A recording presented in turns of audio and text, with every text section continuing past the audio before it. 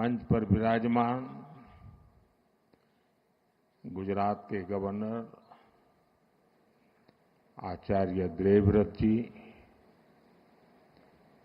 यहां के लोकप्रिय मुख्यमंत्री श्रीमान भूपेंद्र भाई पटेल, केंद्र में मंत्रिमंडल के मेरे सहयोगी मनोहर लाल जी, सीआर पाटिल जी, गुजरात सरकार के अन्य मंत्रीगण, सांसदगण, विधायकगण और गुजरात के कोने कोने से यहां उपस्थित मेरे प्यारे भाई और बहनों,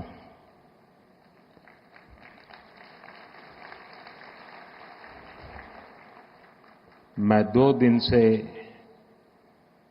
गुजरात में हूं।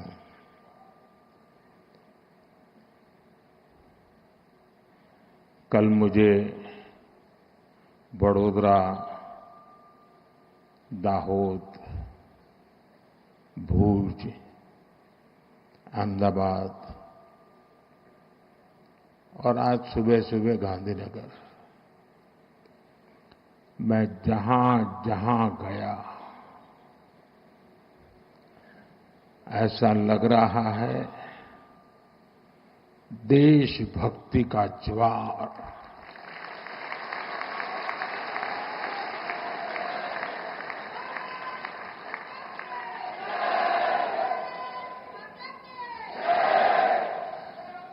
गर्जना करता सिंदूरिया सागर, सिंदूरिया सागर की गर्जना और लहराता तिरंगा जन मन के हृदय में मातृभूमि के प्रति अपार प्रेम, एक ऐसा नजारा था, एक ऐसा दृश्य था। और ये सिर्फ गुजरात में नहीं, हिंदुस्तान के कोने कोने में है।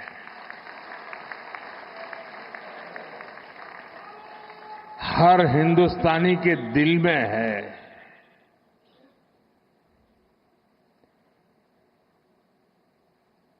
शरीर कितना ही स्वस्थ क्यों न हो, लेकिन अगर एक कांटा चुभता है तो पूरा शरीर परेशान रहता है। अब हमने तय कर लिया है उस कांटे को निकाल के रहेंगे।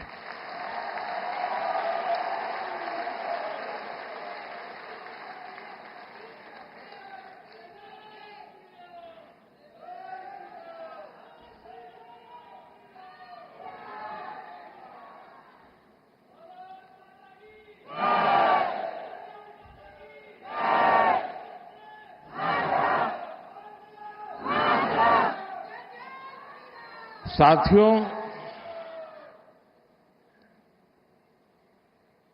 1947 में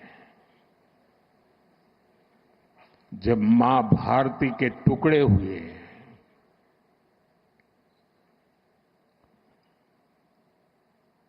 कटनी चाहिए थी तो जंजीरें, लेकिन काट दी गई भुजाएं। देश के 3 टुकड़े कर दिए गए।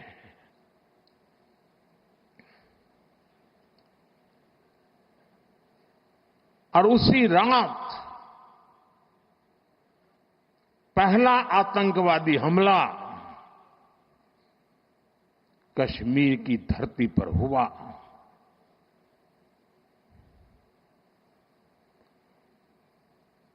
मां भारती का एक हिस्सा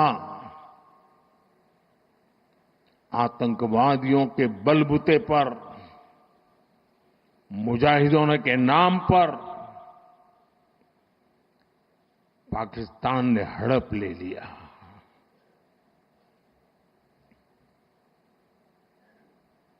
अगर उसी दिन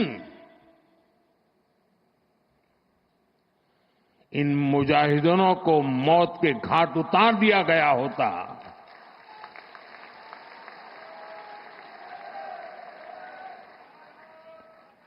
और सरदार पटेल की इच्छा थी कि पीओके वापस नहीं आता है तब तक सेना रुकनी नहीं चाहिए। लेकिन सरदार साहब की बात मानी नहीं गई और ये मुजाहिदीन जो लहू चख गए थे वो सिलसिला 75 साल से चला है। पहलगाम में भी उसी का विकृत रूप था। 75 साल तक हम जेलते रहे और पाकिस्तान के साथ जब युद्ध का नौबत आई, तीनों बार भारत की सैन्य शक्ति ने पाकिस्तान को धूल चटा दी।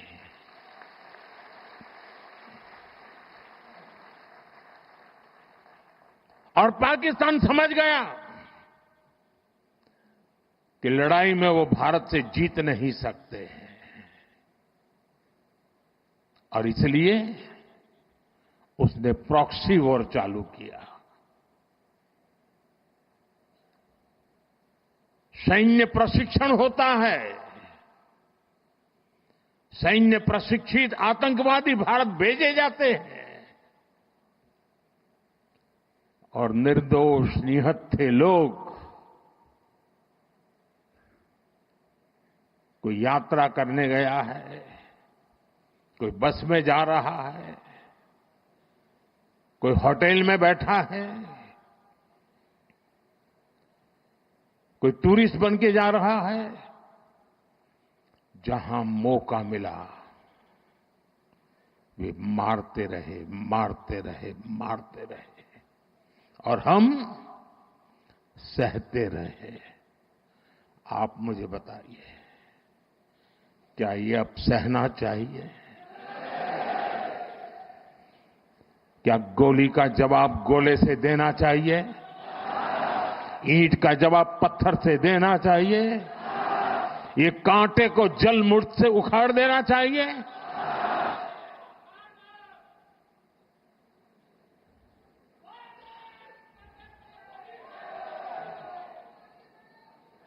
साथियों, ये देश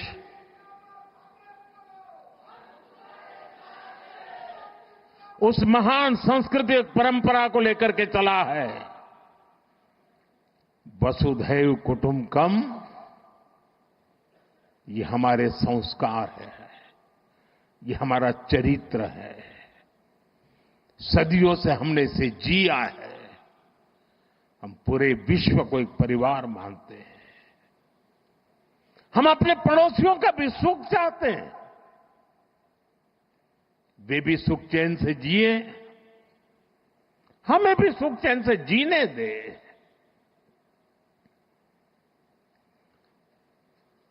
ये हमारा हजारों साल से चिंतन रहा है। लेकिन जब बार बार हमारे सामर्थ्य को ललकारा जाए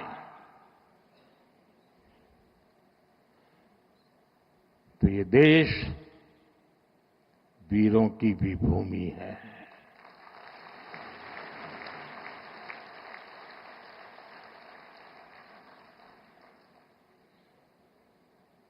आज तक जिसे हमें प्रॉक्सी वॉर कहते थे,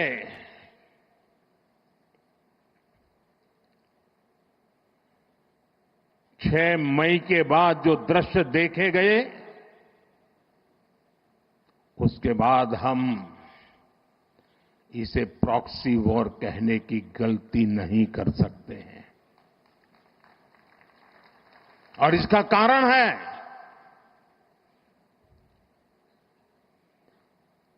जब आतंकवाद के 9 ठिकाने तय करके 22 मिनट में, साथियों 22 मिनट में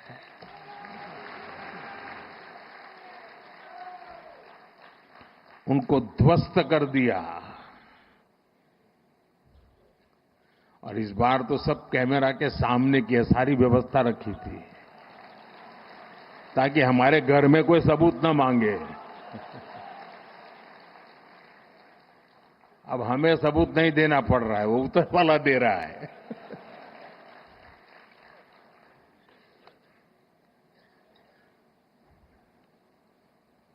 और मैं इसलिए कहता हूं अब ये प्रॉक्सी वॉर नहीं कह सकते इसको, क्योंकि जो आतंकवादियों के जनाजे निकले 6 मई के बाद जिनका कत्ल हुआ, उस जनाजे को स्टेट ऑनर दिया गया पाकिस्तान में। उनके कॉफिन पे पाकिस्तान के झंडे लगाए गए, उनकी सेना ने उनको सैल्यूट दी। ये सिद्ध करता है कि आतंकवादी गतिविधि प्रॉक्सी वॉर नहीं है, ये आपकी सोची समझी युद्ध की रणनीति है। आप वॉर ही कर रहे हैं तो उसका जवाब भी वैसे ही मिलेगा।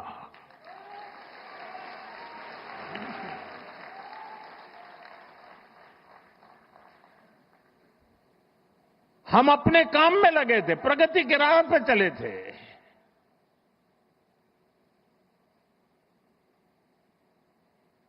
हम सबका भला चाहते हैं और मुसीबत में मदद भी करते हैं।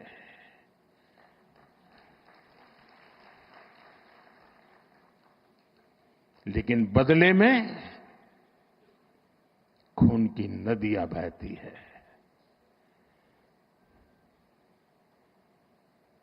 मैं नई पीढ़ी को कहना चाहता हूं,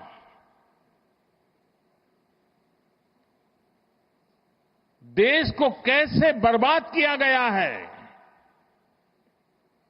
1960 में जो इंडस वाटर ट्रीटी हुई है, अगर उसकी बारीकी में जाएंगे तो आप चौंक जाएंगे।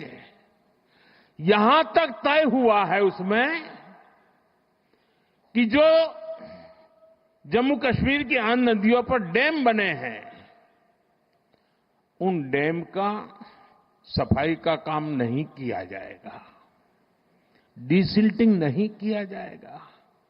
सफाई के लिए जो नीचे की तरफ गेट है वो नहीं खोले जाएंगे। 60 साल तक ये गेट नहीं खोले गए और जिसमें 100% पानी भरना चाहिए था, धीरे धीरे इसकी कैपेसिटी कम हो गई, 2%, 3% रह गया। क्या मेरे देशवासियों को पानी पर अधिकार नहीं है क्या? उनको उनके हक का पानी मिलना चाहिए, नहीं मिलना चाहिए क्या? और अभी तो मैंने कुछ ज्यादा किया नहीं है।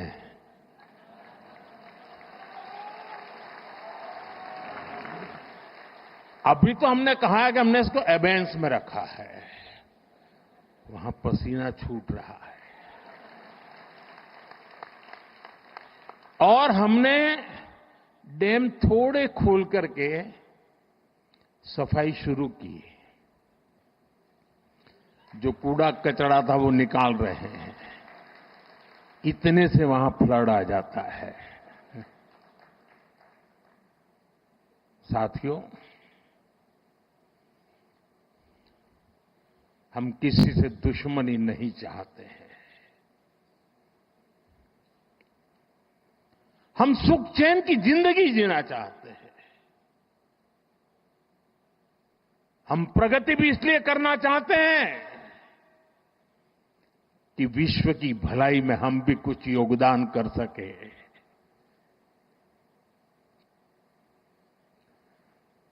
और इसीलिए हम एक निष्ठ भाव से कोटि कोटि भारतीयों के कल्याण के लिए प्रतिबद्धता के साथ काम कर रहे हैं। कल 26 मई था। 2014 में 26 मई मुझे पहली बार देश के प्रधानमंत्री के रूप में शपथ लेने का अवसर मिला और तब भारत की इकोनॉमी दुनिया में 11 नंबर पर थे। हमने कोरोना से लड़ाई लड़ी, हमने पड़ोसियों से भी मुसीबतें झेली, हमने प्राकृतिक आपदा भी झेली। इन सब के बावजूद भी इतने कम समय में हम 11 नंबर की इकोनॉमी से 4 नंबर की इकोनॉमी पहुंच गए।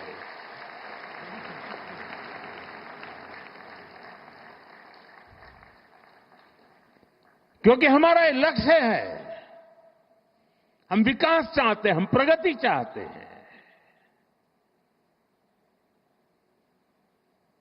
और एक के बाद योजनाएं।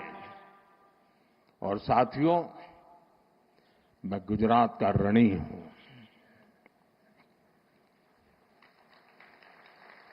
इस मिट्टी ने मुझे बड़ा किया है।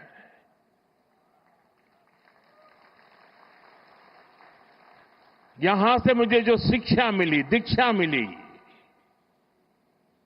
यहां से जो मैं आप सबके बीच रह करके सीख पाया, जो मंत्र आपने मुझे दिए, जो सपने आपने मेरे में संजोए, मैं उसे देशवासियों के काम आए इसके लिए कोशिश कर रहा हूं।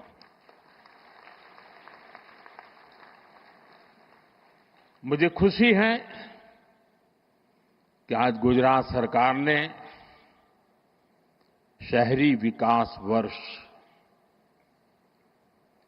2005 में इस कार्यक्रम को किया था, 20 वर्ष मनाने का।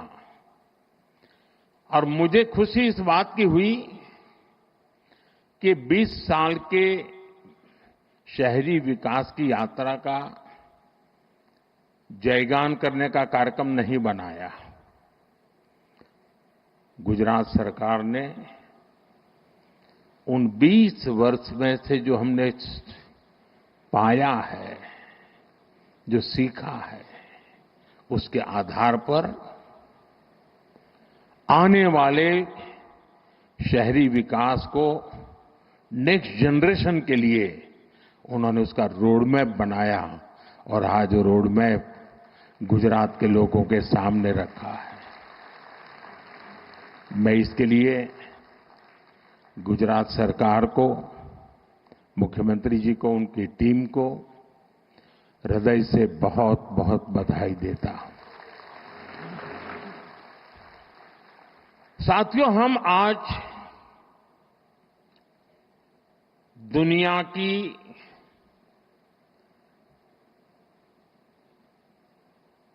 चौथी इकोनॉमी बने हैं।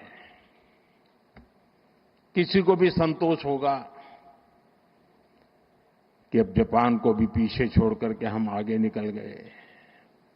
और मुझे याद है, हम जब 6 से 5 बने थे तब देश में और ही उमंग था, बड़ा उत्साह था, खास करके नौजवानों में।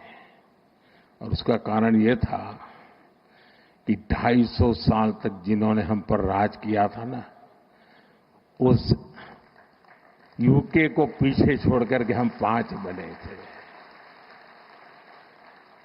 लेकिन अब 4 बनने का आनंद जितना होना चाहिए, उससे ज्यादा 3 कब बनोगे इसका दबाव बढ़ रहा है। अब देश इंतजार करने को तैयार नहीं है। और अगर कोई ने इंतजार करने के लिए कहा तो पीछे से नारा आता है, मोदी है तो मुमकिन है।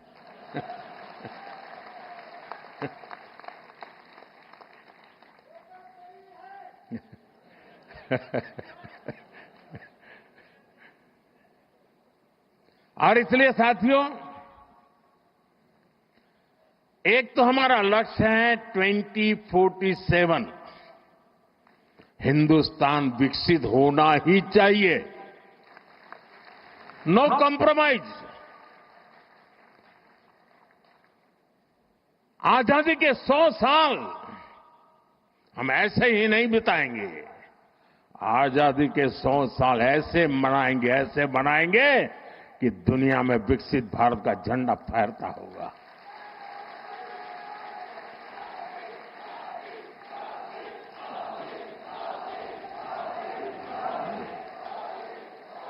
अब कल्पना कीजिए 1920, 25, 30, 40, 42 उस कालखंड में चाहे भगत सिंह हो, सुखदेव हो, राजगुरु हो, नेताजी सुभाष बाबू हो, वीर सावरकर हो, श्यामजी कृष्ण वर्मा हो, महात्मा गांधी हो, सरदार पटेल हो, इन सब ने जो भाव पैदा किया था और देश के जन मन में आजादी की ललक न होती, आजादी के लिए जीने मरने की प्रतिबद्धता न होती, आजादी के लिए सहन करने की इच्छा शक्ति न होती, तो शायद 1947 में आजादी नहीं मिलती। ये इसलिए मिली कि उस समय जो 25-30 करोड़ आबादी थी, वे बलिदान के लिए तैयार हो चुकी थी।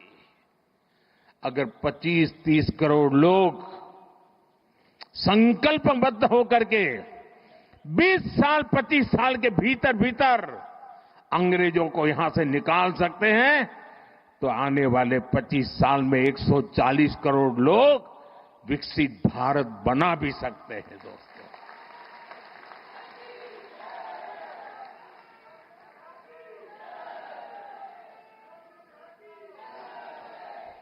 और इसलिए 2030 में जब गुजरात के 75 वर्ष होंगे, मैं समझता हूं कि हमने अभी से 30 में होंगे ना, 35 में जब गुजरात के 75 वर्ष होंगे, हमने अभी से नेक्स्ट 10 ईयर का पहले एक प्लान बनाना चाहिए कि जब गुजरात के 75 होंगे तब गुजरात यहां पहुंचेगा, उद्योग में यहां होगा, खेती में यहां होगा, शिक्षा में यहां होगा, खेलकूद में यहां होगा। हमें एक संकल्प ले लेना चाहिए और जब गुजरात 75 का हो, उसके 1 साल के बाद जो ओलंपिक होने वाला है, देश चाहता है कि वो ओलंपिक हिंदुस्तान में हो।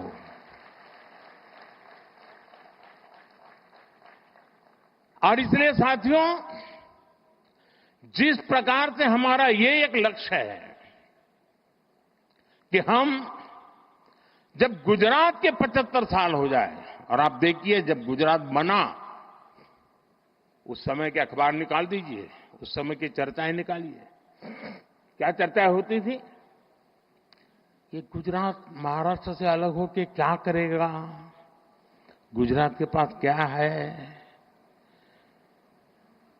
समंदर है, खारा पाट है, इधर रेगिस्तान है, उधर पाकिस्तान है, क्या करेगा, गुजरात के पास कोई मिनरल्स नहीं, गुजरात कैसे प्रगति करेगा।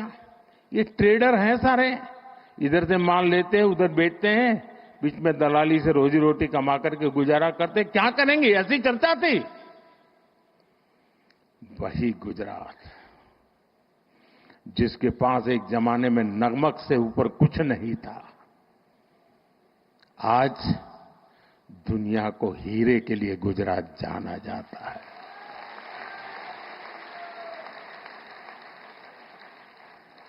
कहां नमक, कहां हीरे, ये यात्रा हमने काटी है।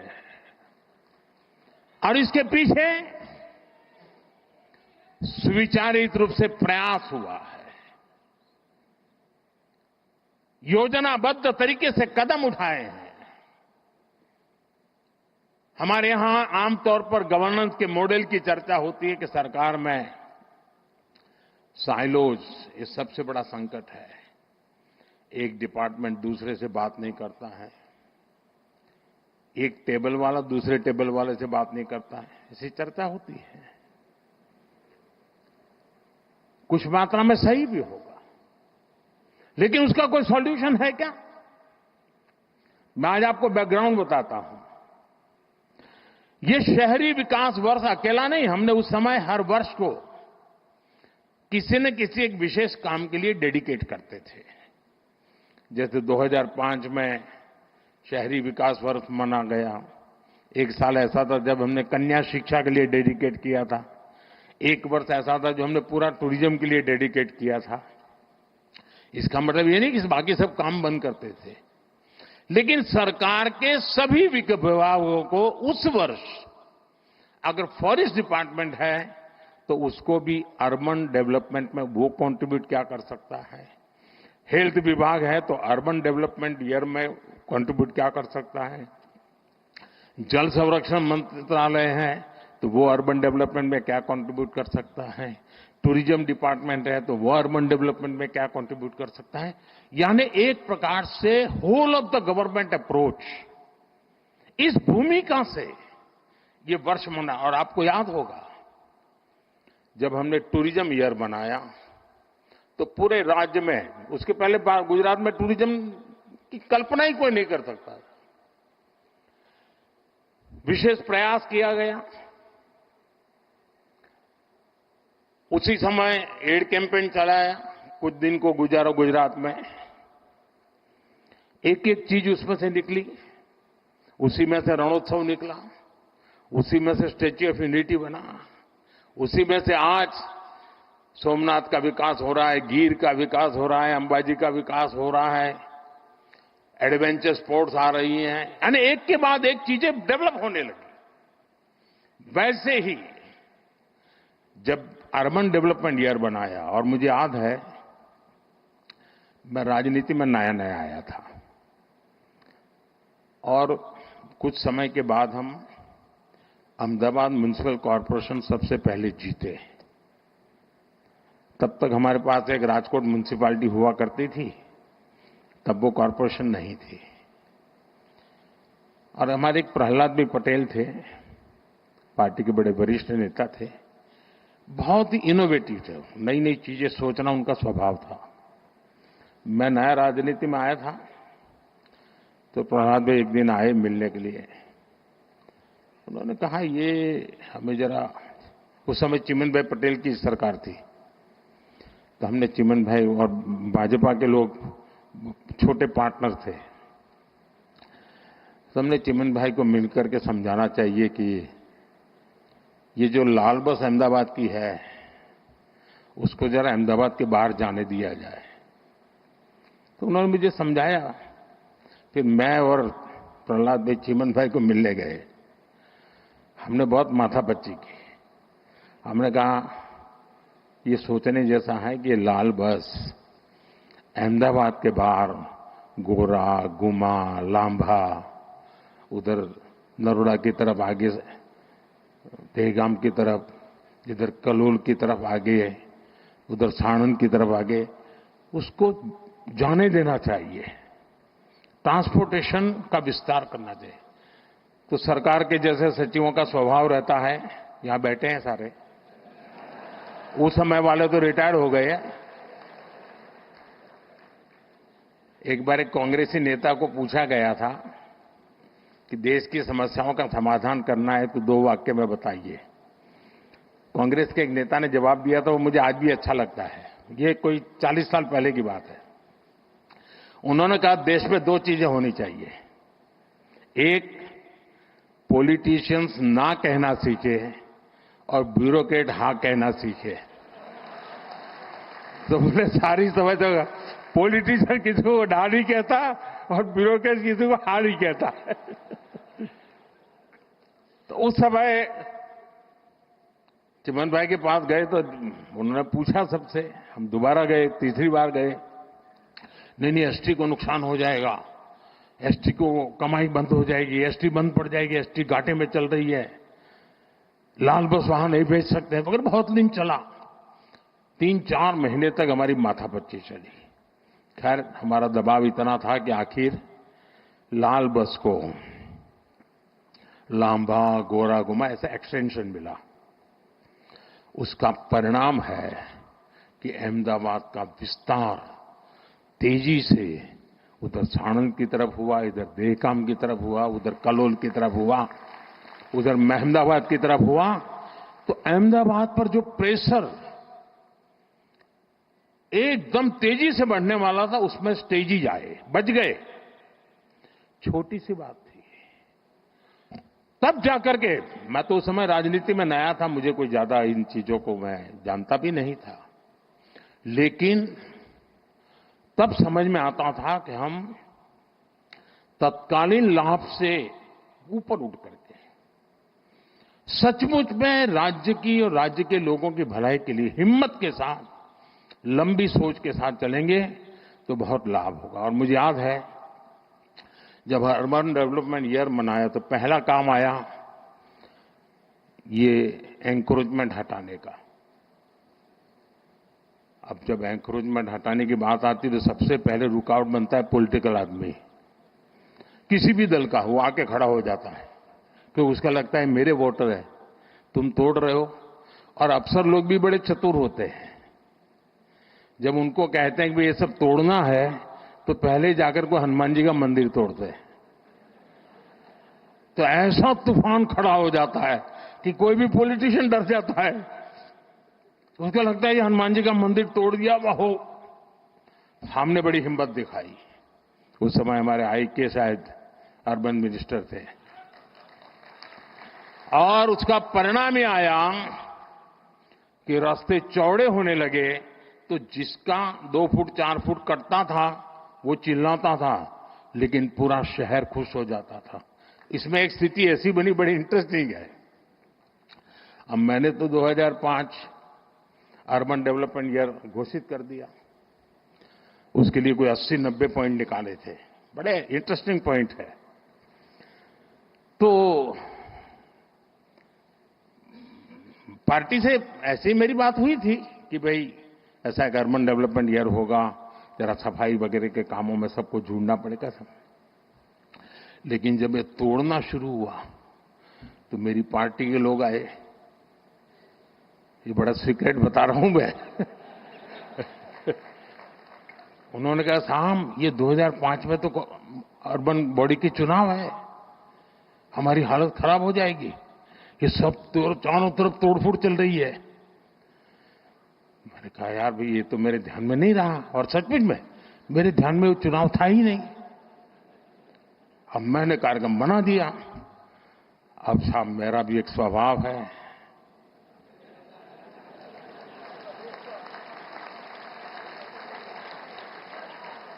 हम तो बचपन से पढ़ते आए हैं डगलू भरू के ना हटबू।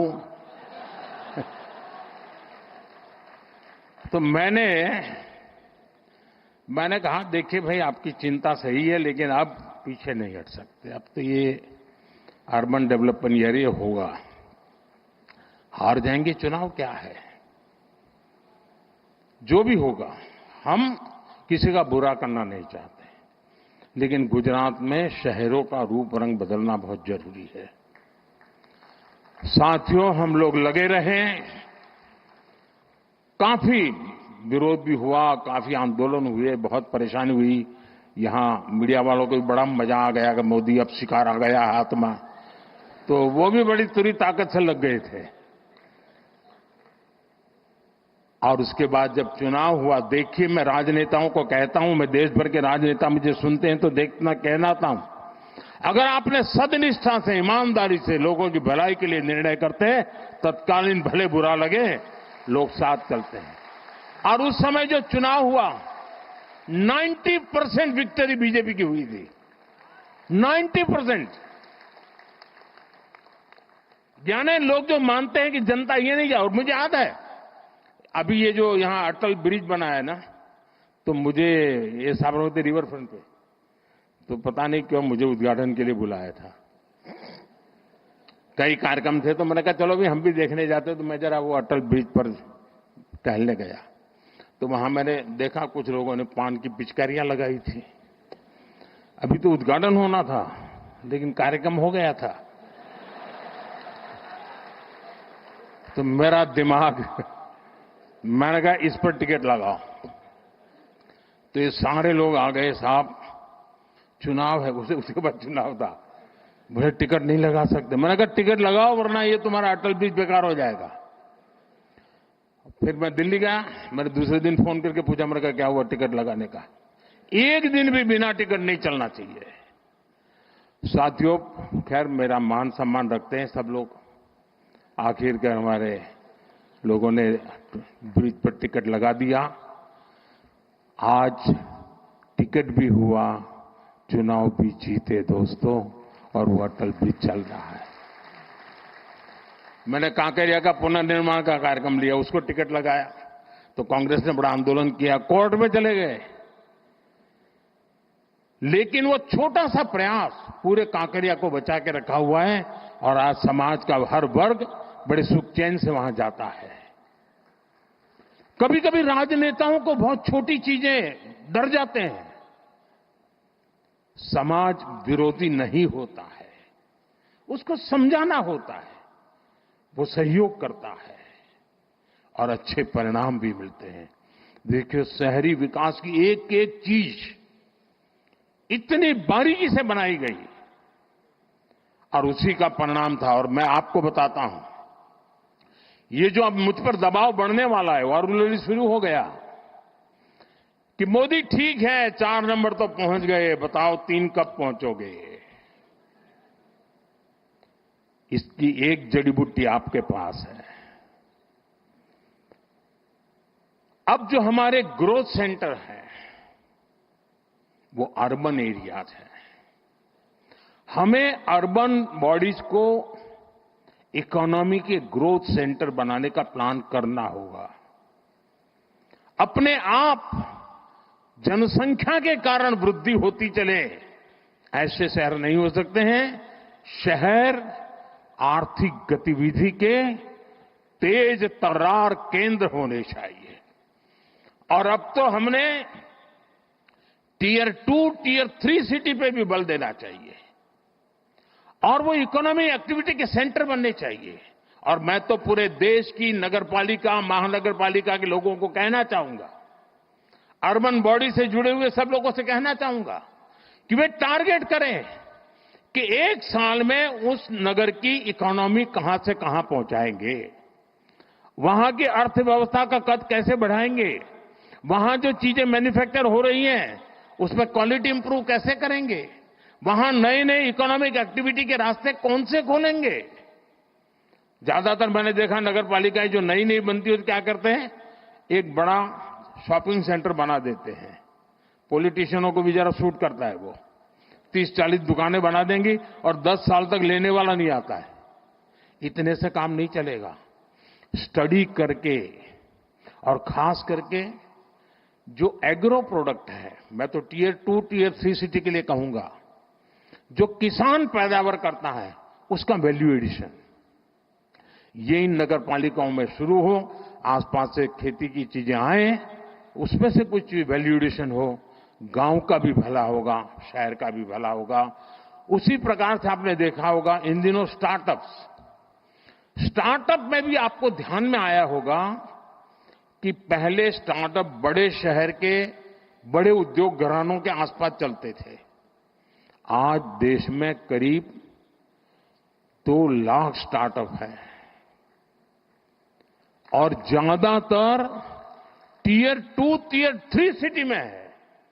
और इसमें भी गर्व की बात है कि उसमें काफी नेतृत्व हमारी बेटियों के पास है, बेटियों के पास है। स्टार्टअप की लीडरशिप बेटियों के हाथ में है। ये एक बहुत बड़ी क्रांति की संभावनाओं को जन्म देता है। और इसलिए मैं चाहूंगा कि अर्बन डेवलपमेंट ईयर के जब 20 साल मना रहे हैं और एक सफल प्रयोग को हम याद करके आगे की दिशा तय करते हैं, तब हम टियर 2, टियर 3 सिटी को भी बल दें। शिक्षा में भी टियर 2, टियर 3 सिटी काफी आगे रहा। इस तरह देख लीजिए, पहले एक जमाना था कि 10th और 12th के रिजल्ट आते थे तो जो नामी स्कूल्स रहते थे बड़े, उसी के बच्चे फर्स्ट 10 में होते थे। इन दिनों शहरों की बड़ी बड़ी स्कूलों का नामो निशान नहीं होता है। टियर 2, टियर 3 सिटी की स्कूल के बच्चे पहले 10 में आते हैं। देखा होगा आपने, गुजरात में भी यही हो रहा है। इसका मतलब यह हुआ कि हमारे छोटे शहरों के पोटेंशियल, उसकी ताकत बढ़ रही है। खेल का देखिए, पहले क्रिकेट देखिए आप, क्रिकेट तो हिंदुस्तान में हर गली मोहल्ले में खेला जाता है, लेकिन बड़े शहर के बड़े रहीशी परिवारों से ही खेलकूद क्रिकेट अटका हुआ था। आज सारे खिलाड़ी में से आधे से ज्यादा खिलाड़ी टियर 2, टियर 3 सिटी गांव के बच्चे हैं जो खेल में इंटरनेशनल खेल खेल करके कमाल करते हैं। यानी हम समझे कि हमारे शहरों में बहुत पोटेंशियल है। और जैसा मनोहर जी ने भी कहा और यहां वीडियो में भी दिखाया गया, ये हमारे लिए बहुत बड़ी अपॉर्चुनिटी है जी। 4 में से 3 नंबर की इकोनॉमी के पहुंचने के लिए हम हिंदुस्तान के शहरों की अर्थव्यवस्था पर अगर फोकस करेंगे तो हम बहुत तेजी से वहां भी पहुंच पाएंगे। साथियों, ये गवर्नेंस का एक मॉडल है। दुर्भाग्य से हमारे देश में एक ऐसे इकोसिस्टम ने जमीनों में अपनी जड़ें ऐसी जमाई हुई है कि इस भारत के सामर्थ्य को हमेशा नीचा दिखाने में लगी है। वैचारिक विरोध के कारण व्यवस्थाओं के विकास का अस्वीकार करने का उनका स्वभाव बन गया है। व्यक्ति के प्रति पसंद नापसंद के कारण उसके द्वारा की गई हर काम को बुरा बता देना एक फैशन का तरीका चल पड़ा है और उसके कारण देश की अच्छी चीजों का नुकसान हुआ है। ये गवर्नेंस का एक मॉडल है। अब आप देखिए, हमने शहरी विकास पर तो बल दिया, लेकिन वैसा ही जब मुझे आपने दिल्ली भेजा तो हमने एस्पिरेशनल डिस्ट्रिक्ट, एस्पिरेशनल ब्लॉक के विचार किया कि हर राज्य में एकाध जिला, एकाध तहसील ऐसी होती हैं जो इतना पीछे होता है कि वो स्टेट की सारी एवरेज को पीछे खींच ले जाता है। आप जंप लगा ही नहीं सकते, वो बेड़ियों की तरह होता है। मैंने कहा पहले इन बेड़ियों को तोड़ना है और देश में 100 के करीब एस्पिरेशनल डिस्ट्रिक्ट उनको आइडेंटिफाई किया गया। एक 40 पैरामीटर से देखा गया कि यहां क्या जरूरत है। अब 500 ब्लॉक्स आइडेंटिफाई किए हैं। Whole of the government approach के साथ फोकस किया गया, यंग अफसरों को लगाया गया, फुल टेन्योर के साथ काम करे ऐसा लगाया। आज दुनिया के लिए एक मॉडल बन चुका है और जो डेवलपिंग कंट्रीज है उनको भी लग रहा है कि हमारे यहां विकास के इस मॉडल की ओर हमें चलना चाहिए। हमारा एकेडमिक वर्ल्ड भारत के इन प्रयास और सफल प्रयासों के विषय में सोचे और जब एकेडमिक वर्ल्ड इस पर सोचता है तो दुनिया के लिए भी वो एक अनुकरणीय उदाहरण के रूप में काम आता है। साथियों, आने वाले दिनों में टूरिज्म पर हमें बल देना चाहिए। गुजरात ने कमाल करके दिया है जी। कोई सोच सकता है कच्छ के रेगिस्तान में जहां कोई जाने का नाम नहीं लेता था, वहां आज जाने के लिए बुकिंग नहीं मिलता है, बुकिंग नहीं मिलता है। चीजों को बदला जा सकता है। दुनिया का सबसे बड़ा ऊंचा स्टैच्यू, ये अपने आप में अद्भुत है। मुझे बताया गया कि बड़नगर में जो म्यूजियम बना है, कल मुझे एक यूके के एक सज्जन मिले थे, उन्होंने कहा कि मैं बड़नगर का म्यूजियम देखने गया। ये इंटरनेशनल लेवल में इतने ग्लोबल स्टैंडर्ड का वो म्यूजियम बना है और भारत में काशी जैसे बहुत कम जगह हैं कि जो अविनाशी हैं, जो कभी भी मृतप्राय नहीं हुए, जहां हर पल जीवन रहा है, उसमें एक वड़नगर है जिसमें 2800 साल तक के सबूत मिले। अभी हमारा काम है कि वो इंटरनेशनल टूरिस्ट मैप पर कैसे आए। हमारा लोथल, जहां हम एक म्यूजियम बना रहे हैं, मैरीटाइम म्यूजियम, 5000 साल पहले मैरीटाइम में दुनिया में हमारा डंका बजता था।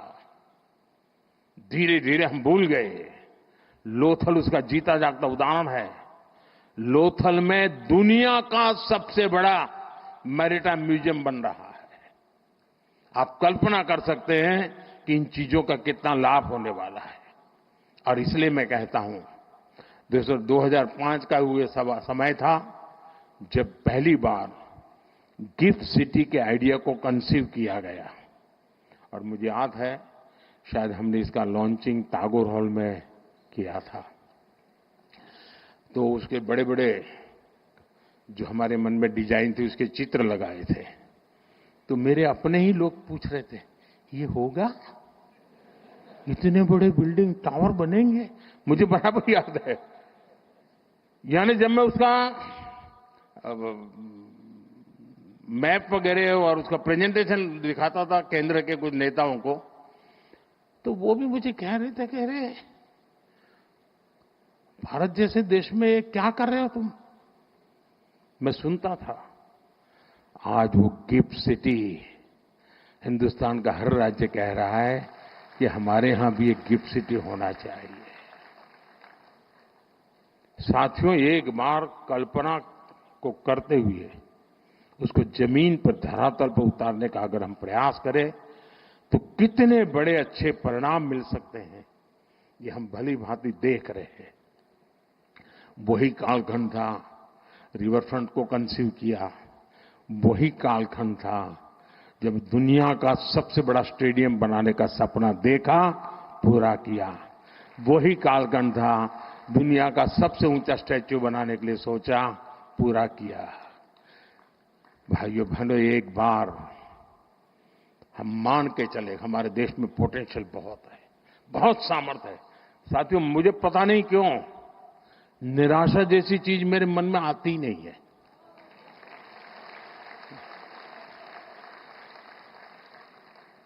मैं इतना आशावादी हूं और मैं सामर्थ्य को देख पाता हूं जी। मैं दीवारों के उस पार देख सकता हूं, मेरे देश के सामर्थ्य को देख सकता हूं, मेरे देशवासियों के सामर्थ्य को देख सकता हूं।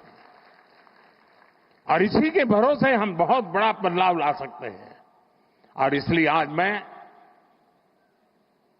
गुजरात सरकार का बहुत आभारी हूं कि आप मुझे यहां आने का मौका दिया है। कुछ ऐसी पुरानी पुरानी बातें आज ताजा करने का मौका मिल गया। लेकिन आप विश्वास करिए दोस्तों, गुजरात की बहुत बड़ी जिम्मेवारी है। हम देने वाले लोग हैं, हमें देश को हमेशा देना चाहिए। और हम इतनी ऊंचाई पर गुजरात ले जाएं, इतनी ऊंचाई पर ले जाएं कि देशवासियों के लिए गुजरात काम आना चाहिए। दोस्तों, इस महान परंपरा को हमें आगे बढ़ाना चाहिए। मुझे विश्वास है गुजरात एक नए सामर्थ्य के साथ, अनेकविध नई कल्पनाओं के साथ, अनेकविध नए इनिशिएटिव के साथ आगे बढ़ेगा। मुझे मालूम है मेरा भाषण शायद कितना लंबा हो गया होगा, पता नहीं क्या हुआ, लेकिन कल मीडिया में 2-3 चीजें आएगी, वो भी मैं बता देता हूं। मोदी ने अफसरों को डांटा मोदी ने अफसरों की धुलाई की, वगैरह वगैरह वगैरह। खैर वो तो कभी कभी चटनी होती है ना, इतना ही समझ लेना चाहिए। लेकिन जो बाकी बातें मैंने याद की है उसको याद कर करके जाइए। और ये सिंदूर या मिजाज,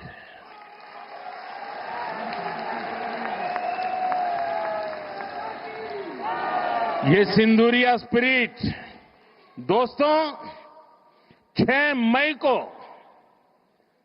मई की रात ऑपरेशन सिंदूर सैन्य बल से प्रारंभ हुआ था, लेकिन अब ये ऑपरेशन सिंदूर जनबल से आगे बढ़ेगा। और जब मैं सैन्य बल और जनबल की बात करता हूं तब ऑपरेशन सिंदूर जनबल का मतलब मेरा होता है जन जन देश के विकास के लिए भागीदार बने, दायित्व संभालें।